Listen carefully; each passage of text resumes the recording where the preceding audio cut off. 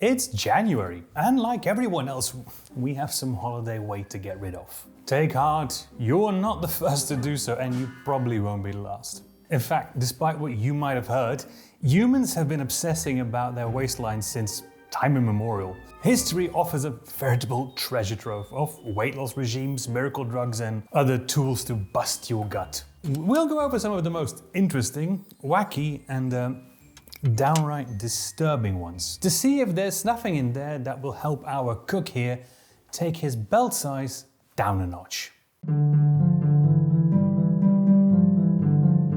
Now, before we get started, we should point out that no one here at Interburner are doctors or dietitians. Anything we say in this video is for entertainment purposes only, and it's not meant to be advice or instruction, as will become quite clear. So, with that out of the way, let's see how people shedded weight back in the days of yore. The earliest bits of weight loss advice that we came across are from ancient China.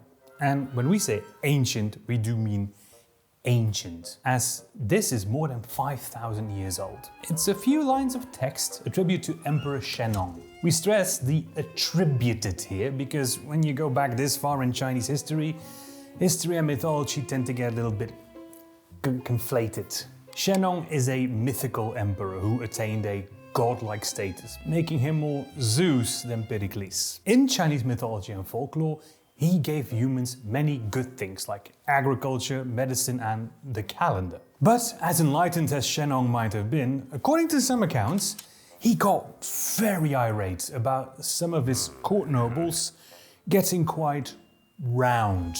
You see, this is before the days that your boss could get into trouble with HR for trying to fat shame you. He recommended that they should all drop a little bit of weight by eating less fatty foods and drinking more green tea, something he is often also credited for discovering. Less fat and more green tea? Surprisingly reasonable. Don't worry, there will be a lot more outlandish stuff coming up in this video. From here, we make a jump of almost 3,000 years to ancient Greece. We make a stop here because this is where the philosophy of the four humus gets applied to weight loss. It was none other than Hippocrates, a man who would do really well on r/bold, who tells us how to lose weight and stay slim the Greek way. He noted that, first of all, obesity stopped you from having that ideal physique, which was all the rage at the time, but also that his patients who had a bit too much body fat tended to develop ailments and suffered from lack of sleep. So far, so logical. Hippocrates would go on to say that this is because heavy meals upset the balance of the body and the humus. No, not like that. Eating and other bodily indulgences had to be offset with work and exercise, according to him. So, for example, after a big meal, Hippocrates recommends a long walk, and he generally advised that people start the day with a light meal. This all sounds very logical. Now, this shouldn't come as a surprise. Hippocrates was smart, and he reached his conclusions basing them on actual observations. However, he did so while being limited by the knowledge and technology of his time, which does give rise to some funnier conclusions. The theory of the four humus, which, lest we forget, formed the dominant base for medicine in Europe all the way to the 18th century, was all about balance. Following this theory, Hippocrates would also advise his weight-conscious patients to not only eat less and work more, he also told them to abstain from sexual intercourse. You see, Hippocrates theorized that all bodily indulgences got the body out of whack, so not only eating and drinking, but also getting one's rocks off. As this is, of course, one of the ultimate bodily indulgences. There were some other weird little quirks in Hippocrates' theories regarding wet and dry food for certain types of fat, but none of them as funny as sorry mate, you've shagged yourself fat. Odd convictions about getting busy aside, Hippocrates' ideas still sort of make sense to us. More so than the advice from, for instance, Dioscorides, who, among other things, recommended that salt sediment should be spread on the body while having a bath. Again, not a doctor, this sounds more like dehydration rather than weight loss. A few centuries after Hippocrates, another influential healer arose from the Greek world. Galen, or Galenios, as he would probably have preferred to be called. He boasted how he was able to reduce the size of a man in a very short time by making him run every morning until he was sweating profusely, then rub him hard, give him a hot bath, and then, after a few hours of waiting, let him eat his fill on foods which offer little nourishment, and then send him off to work. I don't know about you, but this seems very time inefficient to me. But it did work, obviously. What is very interesting about Galenios' time is that there were already plenty of texts and accounts where obesity is seen as a problem, especially among the political classes. Dionysius of Heraclea, nomen est omen, was so fat that his doctors actually tried a weird proto-liposuction. They waited until he was asleep. And thanks to his alcohol usage, see the first name, he slept quite soundly. Then they would insert heated needles into his fat tissue. We don't know the result of the procedure, but we doubt it was successful. Again, not medically trained. As antiquity made way for the Middle Ages, not much changed. Medieval people worried about their girth just like those who came before and after them. This was mainly a worry for those lucky enough to be fat. The lower classes had diets consisting of wholemeal cereals, beans and potages, and they had to do physical labor. So ironically, provided harvests were good and there were no famines, they often had the better diet. One interesting diet from this time comes to us from Avicenna, a 10th century Persian physician who advocated eating bulky foods with little nourishment, and that these should be moved through the body quickly. Through exercise, okay, I'm with you there, and laxatives. Ah, dear. Yes, you heard that right. Even in the Middle Ages, there was already a market for weight loss drugs. This might come as a surprise to many of you, as there is this perceived knowledge that in the Middle Ages and the early modern era, rotundness was considered attractive, as it showed wealth, which then explains why this guy was considered very desirable. To my fellow owners of a bit of extra padding, I sadly have to say that this isn't really true. Just like today, there were fluctuating fashions in various regions and different people had different preferences. Rubens might indeed have been a bit of a chubby chaser, we don't really know, but overall, the general trend from antiquity all the way to now was towards a slimmer, slender body shape. Even a king couldn't escape this. During Henry VIII's reign, MPs like John Hales would express concerns about the king's greedy eating habits. And Henry himself would order clothes designed to compress his belly and make him look broad rather than round. There were tons of books and publications with weight loss and healthy eating advice floating all over Europe. And much like today, they were often contradictory. When, for instance, sugar started getting cheaper, some writers recommended it as a fat replacement. Others, like Platina, rightfully recommended that the delightful sweetener should be used sparingly. It was very obvious that despite some advice that stands the test of time, there is no real understanding of things like energy values or calories. For instance, Leonardo Lessia recommended that people weigh their food before eating it. Despite all the contradicting advice, one diet kept being published all the way from the 16th to the 20th century. Luigi Cornaro, an architect and merchant, wrote down a diet telling the wealthy to live like, well, peasants. He recommended a diet consisting of small amounts of meat, and the meat that was eaten should be lean, mostly poultry. Bread intake should not exceed 350 grams per day. Even though his diet still had a wine allocation, still Italian, the gist of the diet was that people should eat little and frugally, which is beginning to sound awfully familiar when it comes to dieting. Well, minus the wine, that is. You might know one 19th century writer who hated Cornaro's diet. Friedrich Nietzsche apparently wasn't a fan. He was a nihilist, but not when it came to lunch. The late 16th and especially 17th century saw the arrival of the corset, which wasn't without controversy. Firstly, the corset unapologetically promoted a sexualized beauty ideal, where before there was always the excuse of health or showing restraint. However, the pushed-up breasts, wide hips and thin waist that a corset, especially a tightly bound one, accentuated, didn't allow for any of these sort of excuses. All over Europe, the corset caused quite a bit of pearl clutching.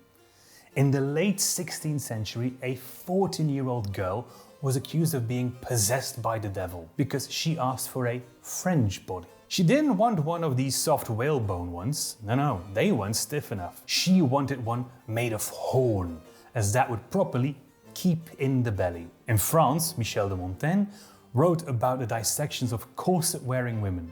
No, don't worry, they were already dead. They didn't kill them to dissect them. These dissections by a prominent surgeon concluded that their ribs were, because of the wearing of the corset, overlapping. This all sounds very shocking and, again, not a doctor. We don't know what part of this was true and what was published to sow a bit of good old-fashioned moral outrage. I have heard that corsets, when not bound too tightly, can be very comfortable. So, not judging, everybody is different. For those of you who are interested, there is an article by the Royal College of Surgeons on the effects of the corset throughout history down below. The 19th century saw the arrival of a class of people we still have today, and I hate having to use this word. The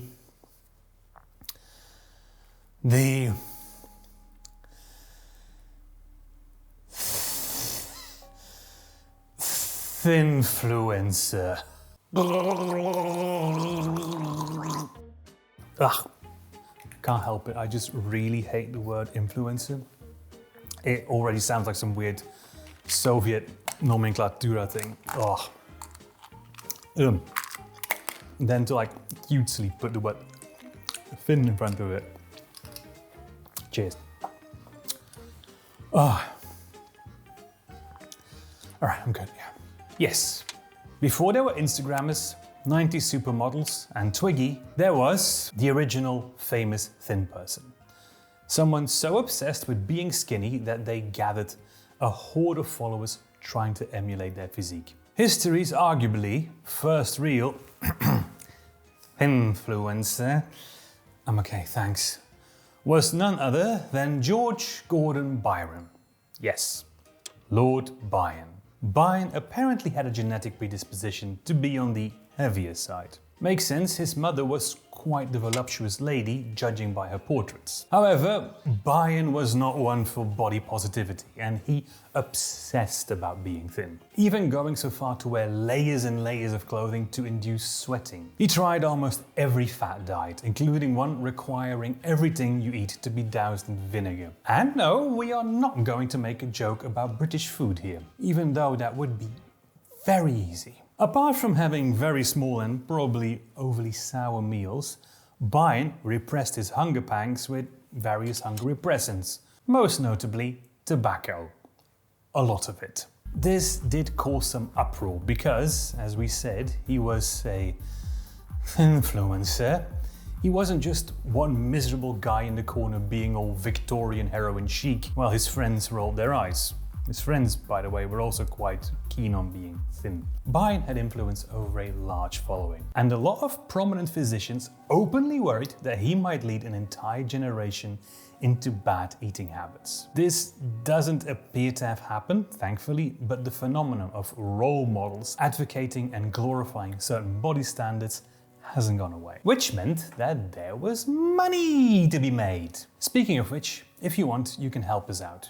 You can become a channel member.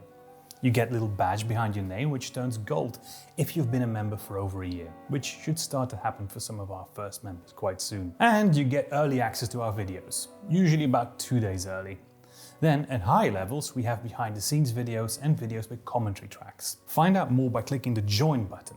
Oh, and on popular demand, we're working on also extending this to Patreon, but there's still some stuff to sort out. If this is all a bit too much, we are talking about eating less after all.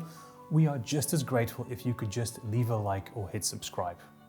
Thank you very much. Now, On with the video. We've previously talked about how Victorians weren't scared of diluting their food with a little bit of toxins, so it shouldn't come as a surprise that some of their weight loss remedies were pretty wild. Most famously, the tapeworm pill. Bulk-made sugar pills like this were an invention of the Victorian era. Poultices and other active ingredients were ground up and then mixed with liquid glucose to make a pill like this. Something we're going to recreate. We could also use liquid glucose, but it's actually easier with icing sugar and some lemon juice.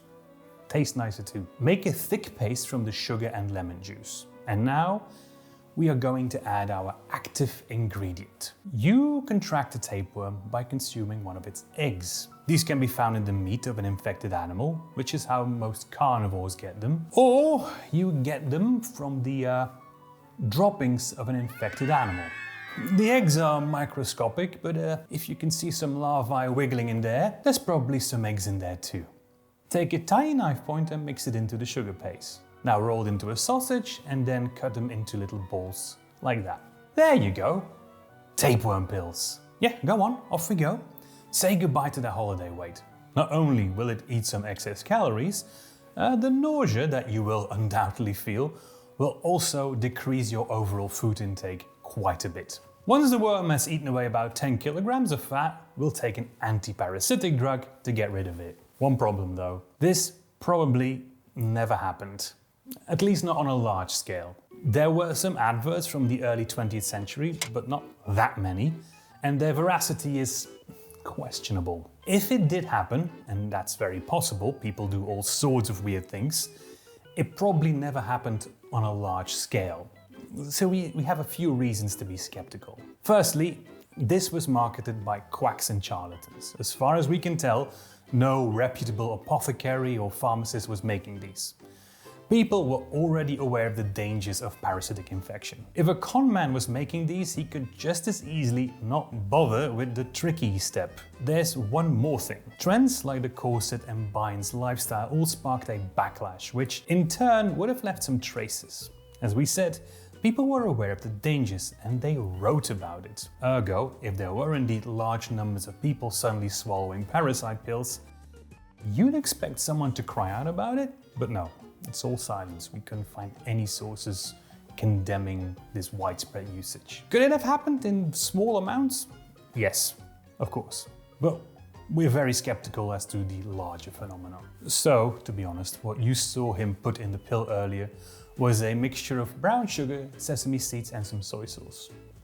Quite nice, actually. Of course, Victorians didn't need to put worms in their pills to lose weight. They had arsenic. Yes. This one has a bit more legs. The tapeworm doesn't have any legs anyway. Again, this wasn't done by reputable pharmacists, but there were plenty of snake oil salesmen who sold pills and tonics claiming they would help burn fat. These would contain arsenic or even strychnine. You see, when consuming a small amount of these toxins, the body tries to get them out of your system by upping the heart rate and breaking out in a sweat. All very weight lossy things. Unlike with tapeworm pills, a scammer couldn't just sell you a ball of sugar and then say, it will work in about a month or two. People expected more immediate results. So the pills would often actually contain the active ingredients, even if it is very toxic. Not all weight loss products were this harmful, don't worry. For instance, there were a bunch of shapewear products. Goodyear actually made a line of rubber shapewear. It pressed you into shape and made you sweat profusely. Double action! They made these for decades, by the way, only stopping production when, during World War I, the use of rubber got regulated. There is one 19th century weight loss trend still with us today, in a way. And it's a rather important one. William Banting was an undertaker in 19th century London. And not just any undertaker. No, he was known for arranging the burials of the high and mighty. For example, he made the Duke of Wellington's coffin. Nobody ever said that networking was limited to the living. Banting struggled with obesity for most of his life, to the point where it affected his health and hindered his daily routines. He would write about how his joints would hurt and how he couldn't tie his shoelaces properly. He tried everything. Tonics, shapewear, starvation diets, and big retreats to places like Leamington Spa. Each time he lost weight, but he would get it straight back. In his 60s, he consulted Dr. William Harvey, a very reputable ears, nose and throat doctor. Harvey, in turn, had just come back from Paris, where he had attended lectures on weight loss from the prominent Dr. Claude Bernard. Harvey provided Banting with a diet that worked wonders. In a couple of months, Banting lost close to 20 kilograms, and they stayed off. Banting was so overjoyed with the results that he wanted to share this diet with the world. Initially, he wanted to go through the traditional mediums by publishing it in the Lancet. However, despite him giving all the credit to Dr. Harvey, the medical establishment initially wasn't having any of it. We don't know why Banting didn't work with Harvey to publish it. That's potentially an entirely different story. Since the establishment wouldn't publish it, Banting, a wealthy man, just went ahead and published it himself. His letter on corpulence took the world by storm, to such an extent that apparently in some languages, to banting is still an expression used to say that you're on a weight loss diet. Let us know in the comments below if in your language to banting means something. We'll go over a day in the Banting diet, and you may notice that all of this seems oddly modern. Until it doesn't. The day started with a strange alkali cordial dissolved in a glass of water. Despite how sciencey and cutting edge this sounds, it's probably one of the things that wouldn't fly these days. However, the rest of the breakfast is what we might expect today, being fairly rich in protein, with the main component being lean meat. Things like sugar, milk, pork and veal were off the menu, although he oddly allowed bacon. Banting specified that the coffee or tea had with the breakfast should also be without milk or sugar. This seems obvious now, but often diets back in the day would just outright ban tea or coffee. This was usually not because they were convinced it was the tea or the coffee making you fat, but because tea or coffee without sugar, in Britain at least, was sort of unthinkable. For the rest of the breakfast, we only get one slice of toast. For lunch, we get to pick from a plethora of meat, fish and poultry, with a few exclusions. Notably, Banting explicitly excludes potatoes from the vegetables on offer. For carbs, there's again just one slice of toast and some cooked fruit for dessert. Also, notice the complete lack of any pies or pasties. Where Banting does differ drastically from modern weight loss plans is that he still allows for 2 to 3 glasses of wine, sherry or Madeira with lunch. One day, when we're not as dependent on ad revenue, we are going to make a video on historical alcohol consumption. And there's gonna be a few shockers in there. Then for tea and dinner, it was pretty much the same fare, except we don't even get our slice of toast anymore. These are not starvation diets. Trust us, he knows well enough what a Victorian starvation diet is like. If you omit the booze, this is a very rough, high-fat, high-protein, low-carbohydrate diet. When comparing it to other Victorian diets, the low amount of carbs really stands out. The omission of sugar in the tea and the extremely low amounts of potatoes and bread were unusual for the time. Even though he allowed a lot of alcohol, Banting excluded beer, port and champagne. And banning port for the British upper classes was a very big deal. Even though it would get heavily tweaked in the next century and plenty of other fads would come and go, the essence of the Banting diet still forms the backbone of many of today's weight loss diets. Again, nobody here is a doctor, and when looking for a diet, please consult a doctor or licensed dietitian. Everybody's body is different. That all being said, it is striking to see how, despite all the fads, dieting seems to keep coming back to these same principles. Each time, we gain a bit more scientific understanding, and the diets get a bit more refined. But the underlying principles seem pretty consistent. Eat smaller portions and go easy on the carbs. Or, well, nowadays, just get Ozempic. No, really, I genuinely wonder how the world would have evolved if the ancient Greeks had access to semaglutide. Please consider subscribing if you enjoyed this video, or leave a like if you're already a subscriber. Thank you very much for watching.